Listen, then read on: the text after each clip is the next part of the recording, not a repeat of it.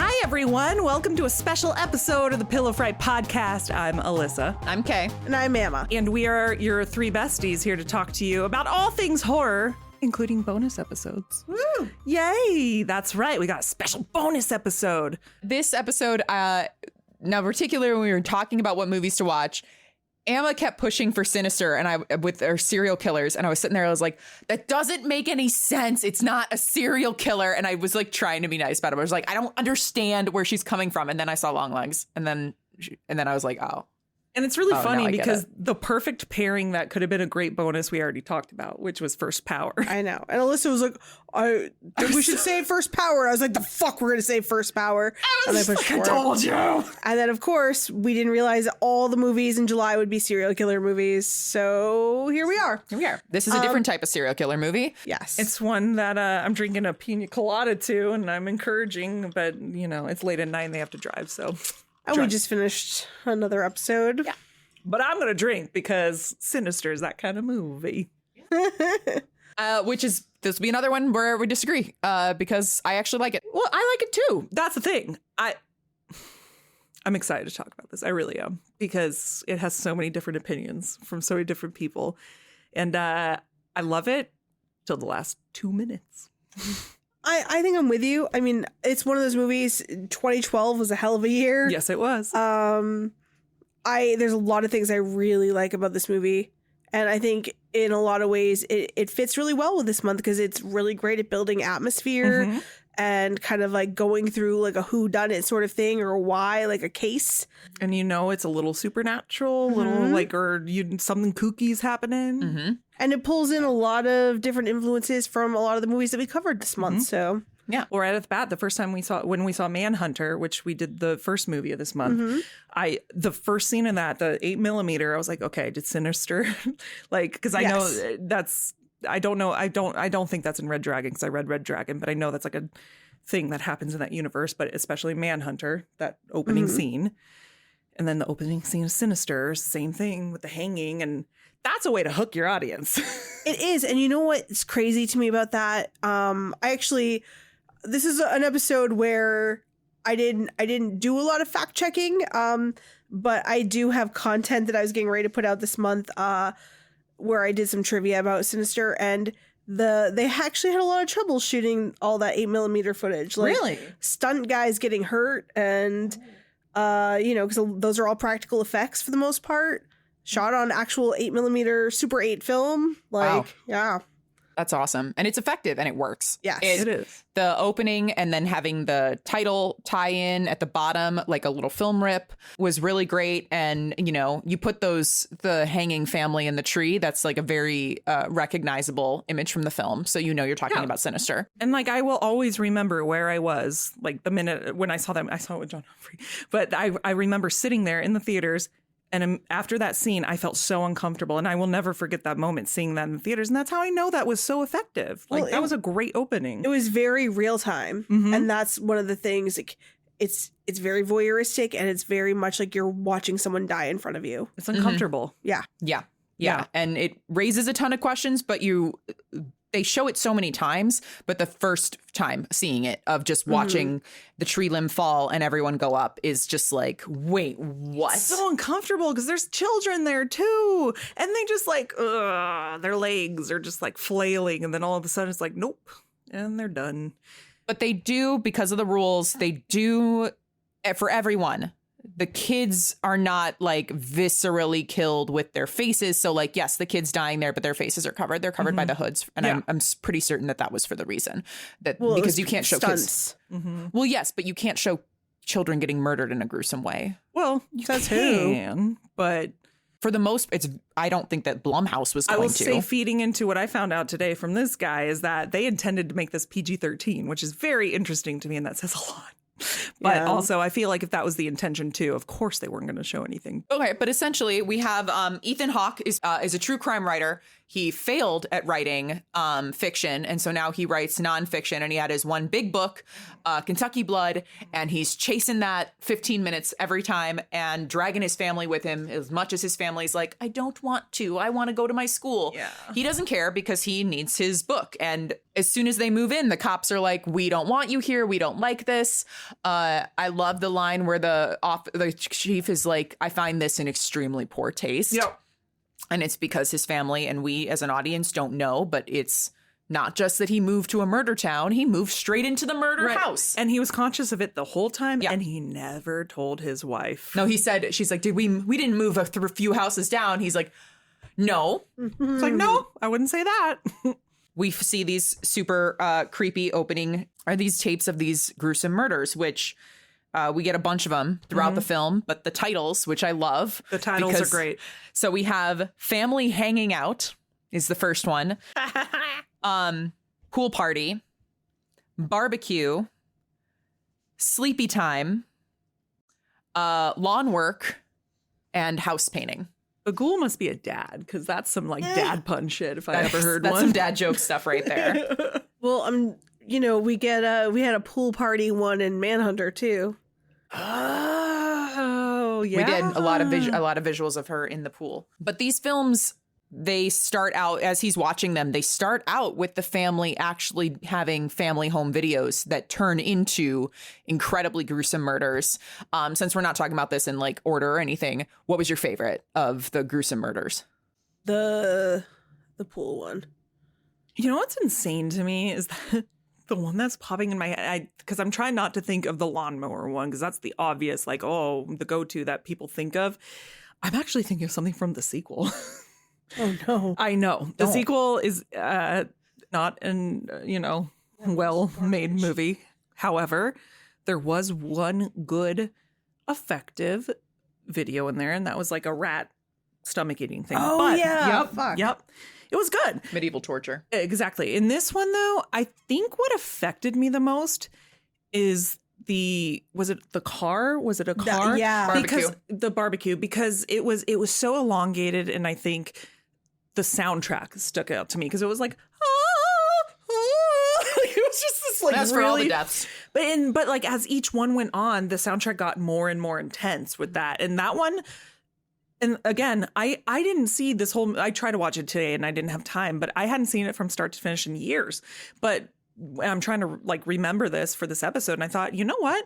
Aside from the lawnmower, that one stood out to me the most because it was so elongated. And the fact that it was titled Barbecue is like, I mean, Pool Party, I think, was the most innovative, tying to the chairs, the way that they filmed it. You have the water. It's gorgeous, but dead.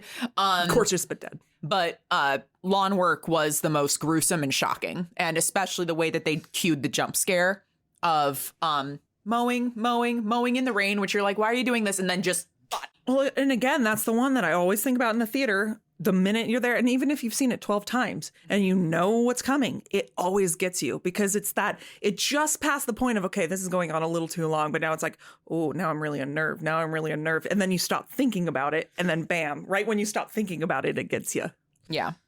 But I mean, you mentioned the soundtrack, and I think there's no way to talk about this movie without talking about the soundtrack. The soundtrack is probably the most effective thing to me. It is. And a lot of it is like almost like not music. It's just like atmospheric noises and stuff. And like it reminds me of Lords of Salem in a way. A little bit. Yes. Yeah. Well, the Christopher Young, who has done Drag Me to Hell, Spider-Man 3. So he said that apparently in the soundtrack, if you go to buy it, he writes like in the little notes in the CD that he normally uses an orchestra, and this is his first all synth sound design bass score. And if you listen to because it's not music, it's horrifying sounds, and that's what makes it so deeply unnerving. I don't think this movie would have been as effective as it was without the soundtrack. The soundtrack made it. If this soundtrack wasn't in there, and it's not a judgment on anybody, it's a judgment on the film itself, it would have been just a typical, throwaway, like, I think we all know those movies that are there that are literally just cash grabs. And I don't think that was Sinister because the soundtrack, these videos, I think really elevated that. And it was so effective. I think that the way that it's sounds of things that like you can identify as something, like you recognize the sound, but it's so out of place in the movie kind of throws you. And I think it's like unnerving. Yeah. And like all of like I hear that. There's so much of it. But I mean, I would listen to this score, and I love that he has and also the sound of the reels in there as well. That's the other, like, especially the reel tape, like slapping, like. Oh, yeah. And just his character, too, in this, because I didn't realize it took me in retrospect years later to hear other people talking about this movie to realize he was a dick. Like, he was a massive dick in for himself. Yeah. And none of this would have happened. And because, like, it all planned out the way it was supposed to. If he didn't move, it wouldn't have happened. It's like a 2-hour-long Tales from the Crypt episode. Yeah. Yes. Oh, shit. Yeah. Yeah. I do have, he's a bad dad, but I also, one of my notes was like, but in honest, if I was unpacking my house and I found my child having like a demonic, like, oh, I know, I wouldn't take him outside. I'd be like, I would give up and I would be like, getting a new kid, clean cut, move down. I'd be like, you're out. You're out. Yeah, I'm abandoning that one. But that the way that they did all that, and like, I will say, he sucks as a dad. He's a pretty good investigative journalist, or what, he's pretty good at his job of investigating and bringing on, tying everything together. But he couldn't have done it without the help of his trusty sidekicks. Deputy so-and-so. Deputy so-and-so. My favorite, my dog has his namesake, Eddie Kasprak. My favorite Eddie Kasprak. I just had a weird thought that I just realized. So Scott Derrickson cast Ethan Hawke and Deputy so-and-so in Black Phone, too. Yeah. They're brothers in that. They are. And like, I was like, oh, wow, these dudes have spent some time together. Oh, they love each other. Mm-hmm. Oh. Actually, I don't know if they have any scenes together. No, but that means that they clearly have a great working relationship, which is awesome. Yeah. And loyal director. Scott Derrickson loves some creepy kids. So love a good loyal director. Does. Yeah. We do also have the extremely talented Vincent D'Onofrio, who, like, if I see him on a screen, I'm going to keep watching. It's my boy. boy. I was going to say, if there's anything to love about this movie, it's his, oh, wait, you have a project? I guess I could do it. Here, let me just get the script really quick. Oh, are you calling me on Zoom? Yeah. Okay, thank you so much. Family, we're going to Europe.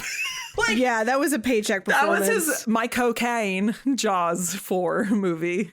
I think he did a great job. No, I think it's the scene not was right for him. I'm not saying he did a bad job. I'm just saying it was definitely the role that paid for something. Yeah, it's like whenever someone has like a Zoom performance, like he paid his mortgage. It's not a real. It's like, but I love him.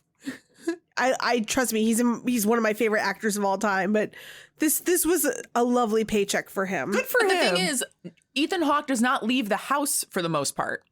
So yes. I don't think he would have gone to the college to have the interview. But the cop always comes to him. Ethan Hawke's family gets to leave. He does not leave the house until he leaves the house and there's a shit show. So I don't think it was just like, oh, he doesn't want to do it because it's only going to do Zoom. I think it was very intentional. No, it wasn't. We're not talking about like within the movie. He took the role because it was just a Zoom call. I really like this movie. So I'm not like arguing. No, I'm not saying you guys don't, but like, no, but I think I was like I feel like it was intentional. I think that because he doesn't leave the house. He's not gonna leave the house. It's the whole point is he's trapped there because he's under the Baghuul. Anybody could have played that role is basically what I think we're saying, but Vincent D'Onofrio played it because he's awesome. And it was just it's like a thing when people take roles like that are just in front of a computer.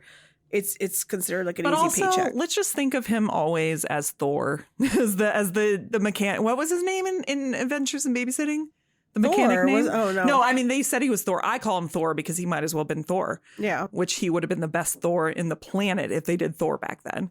But it's the mechanic. Oh, we'll look it up, and then you'll insert a picture that is the most beautiful, glorious picture you've ever seen of Vincent D'Onofrio. Well, the other actors in this film that I think that did a really good job are the kids. They don't have lines, but I'm sorry, the dead babies. The dead babies. The dead babies. I don't love their makeup, but I will say, like, I mean, it's a choice and it went, but I think that the way that they played with the kids is fun. Like the scene specifically where the kids are kind of chasing them around the house, but it's a game. Wait, which dead babies? There were so many dead babies. All the dead babies. It's literally the whole point is the dead kids. Like, what the fuck, dead babies? It's interesting to me. I rewatching it today after not seeing it for like X amount of years. I don't remember the last time I watched this movie was. I did find myself comparing it a lot to Black Phone because Scott Derrickson revisits a lot of the same themes. And I'm like, oh, he definitely has grown as a director in shooting the scary stuff, because the way that the dead kids look as a group in Black Phone is far better than the way they look in Sinister.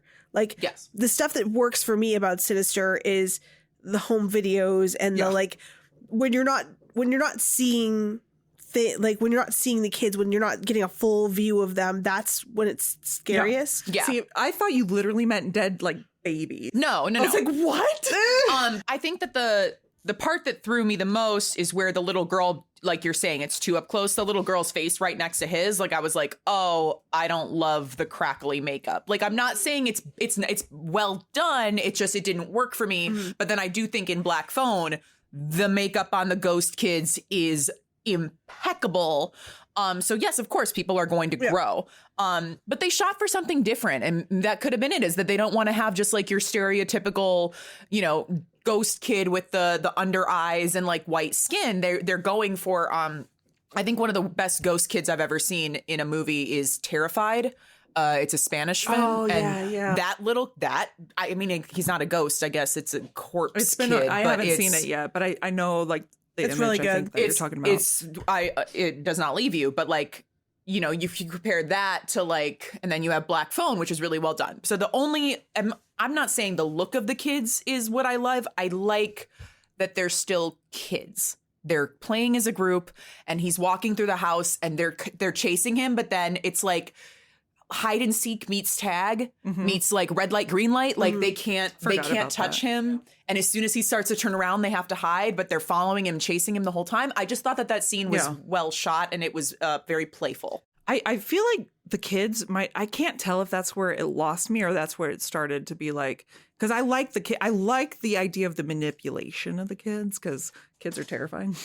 Yeah, and they want him to go to the next location. Like, right, they're trying to force him. And I don't really see. I wish I could have watched it again, like fully watched that, because I think I remember the scene you're talking about, but I don't like in detail remember it. But I remember it caught me off guard. Like, it scared me. I remember that. No, but I mean, it's a movie about the manipulative children, and also, I mean, Baghuul stole your kids because you were a bad dad. Like, Baghuul's just. They didn't say that. Talk about Baghuul. We have to. I love the demon face. I did not search him to see if this was real, because like I ain't inviting that shit in my life. Baghuul he's a Slipknot reject. I feel like I read somewhere that they didn't they base him off metal.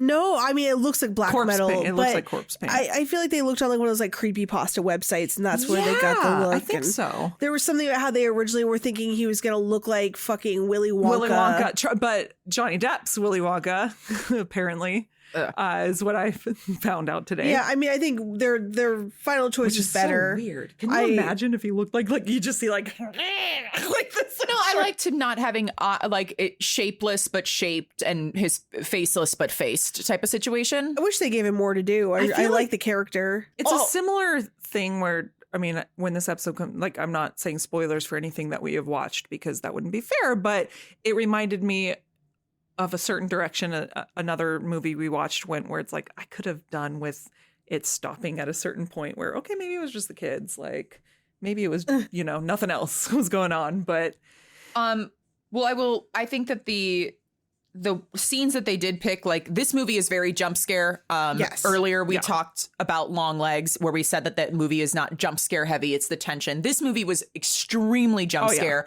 but it's not an indie film. It was a big release. Yeah. So it has to go for the jump scares because that's what the general audiences want. And I think that the jump scares they chose, the lawnmower that we talked about, each of the tapes, done. yes. And Baghuul moving in the screen after but it's supposed to be a still image, and then he like looks back. I think that all the jump scares that they chose were effective. The scene where he's looking and all the kids are there in the attic, and then Baghuul's in the film and then pops in front of him. Like, and then they use it again at the very, very end, which I was like, oh, that's too cheesy, but it's very stereotypical for like a end movie, but just doing it. I think that ending was a certain producer's final say, which is standard. I will say that I think the jump scares in this movie were very effective for their time. Yes. Okay. They feel very 2012. And like I said, I remember in the theaters watching this and being like, this worked. I jumped. Like the lawnmower still affected me today. Yeah. That barbecue still affected me today. And that's why this movie angers me so much, because I just, that last, the twist, it makes me cry. And it's no judgment. If you like the twist, if that works for you, that's awesome. I'm glad it worked for you. But for me, it's like, oh, no, wait, dog. do you It's mean the enough for twist me, that dog. the kids did it? Is that the no, twist? like that the he has to actual- move again. But no, I don't even think it's that. I just think how they did the last like 5 minutes. It's just how they did it with Baghuul. Like, Oh, the shushing stuff. Yeah, I don't like that Baghuul either. in general. I think Baghuul just bugs the fuck out of me. He could be so creepy. He could have been so creepy. And if he creeped you out, cool. I love him when he's like in the pool and like, I mean, Yeah. all of that was stuff. cool. I really dig all that. That's think- like creepy imagery. I think he would have been creepier if there was a little less Baghuul. Yeah.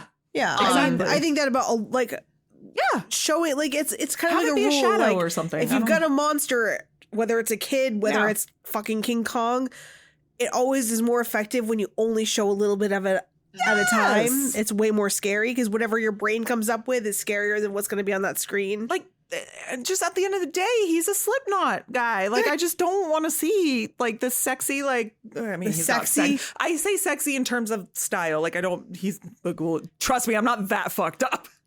I mean, I will agree there is that I think the fact that the kids did it was great. And I think because it explained, oh, why aren't the kids there and all that. But, and I think it would have been great if we saw less of him. But I think that the home movies were fun. I mean, my only question is like, it was a little too like, oh, well, the kids did it because they drugged. And at the same time, I was like, nah, you're still lifting.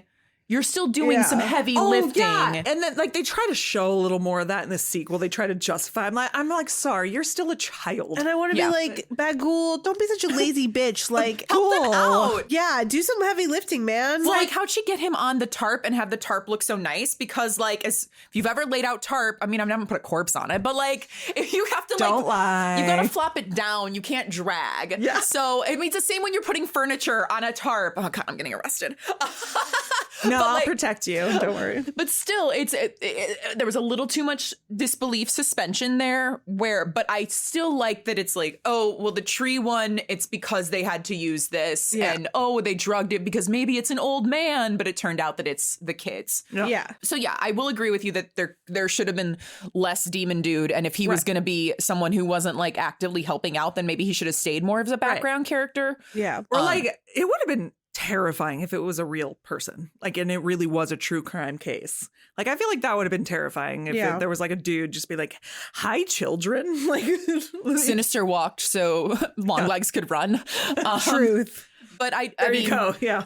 I love that you did, like, if you compare it to Black Phone, this he did grow a lot as like an artist, but this movie is something that, you know, maybe it is just based on the soundtrack. Maybe it is based on like creepy freaking kids doing murder and for no reason other than like the demon said so and their new little ghost friends. But like Ghosty friends. it is an effective movie. It's still I think it's still a fun, you know, it's if I want some jump scares, if I want that, and I would just watch those home movies and just have that as like a thing. And I would have loved to watch this as a slumber party with you girls, because that would have been really fun. Yeah, like, But, yeah.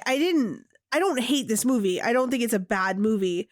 I think it's a movie of its time with some flaws, but it's fun. It had potential. But it For the is ending. I look at it like this: like, are you entertained? I was. Because I am. Me too. Yeah. That's why I don't hate it. And if you love it and you think it, because I guess science, Mr. Science said that it's the scariest movie of all time. Remember, you know, like the science experiment or yeah. whatever, Oh my God. based I on do heart remember rate. that. But I think it's because for the same reason that we said that Longlegs had our heart rates elevated, it's because of general. Marketing. Well, no, I don't. For what I was going to bring up was the fact that we said during Longlegs it was like a high level of tension that was caused by story filmmaking and leaving there. I think that the elevated heart rate in Sinister comes from the soundtrack. Yeah. And so it might be the scariest movie all time from heart rate because that soundtrack is constantly unnerving you. And those 8mm images are very unnerving. So whatever else is going on in the story, that's still there and still happening. Well, and what's outside of the story is just like, I also just see as a drama based on this married couple who's just like, why are you doing this? Like, you lied to me, you fucker. Yeah, his ambition and his ego are like, I mean, dude deserves what he got. Yeah. His wife didn't, It though. really was a Tales from the Crypt episode. Now that you think about it, it's like it, and I did like that about the ending. Now that I'm remembering how it played out, it's like, oh, this kind of wrapped around, like and like it completed very well. Like it was just a whole story from start to finish, which I really, really loved. But yeah, I think it's just Baghuul, man. So that's that's the end of our serial killer month. Are you guys sad to see it go? Are you entertained? I mean, I don't think it's gonna go. We're gonna have more documentaries coming out. Ryan Murphy has a series just like he did with Dahmer. He now has the Menendez brothers that's in production. Oh, right? That's right. Has that been announced? Yeah, he did OJ, and then he does like a different. But is that one been event. announced? Which one? The Menendez? Yeah. Okay. Good. Yeah.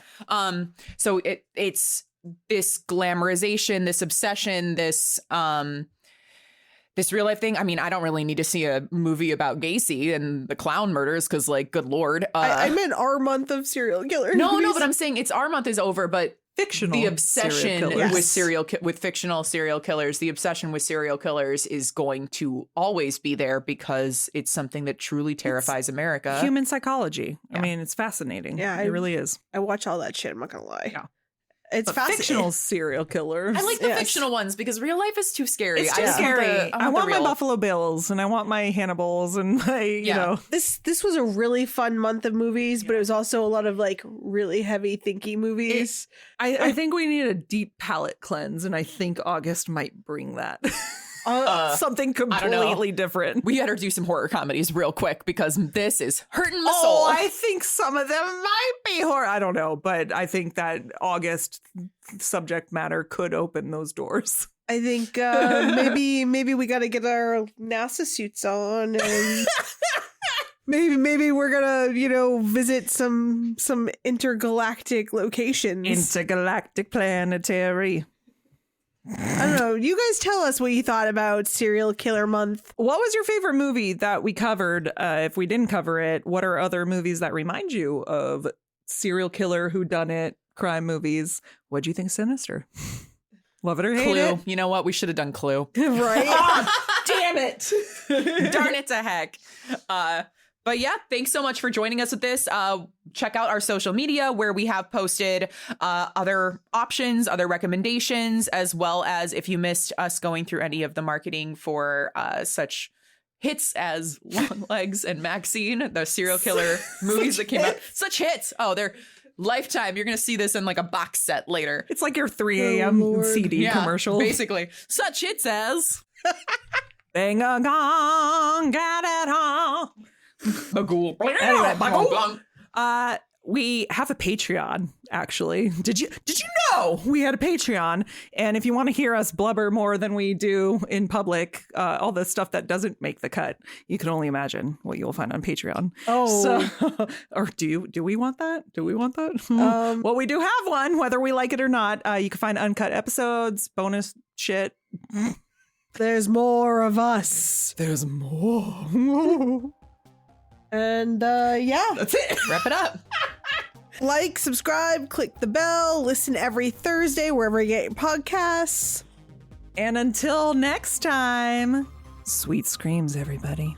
And whatever you do, Don't fall asleep first. Or Baghuul will get you. or Ethan Hawke will show up. Or Ethan Hawke will be like, He'll do your $6 million movie. or you'll get Vincent D'Onofrio show up for like 5 minutes. I'm going to sleep first if that happened. I want to talk to him. I know, I do want to talk to him too.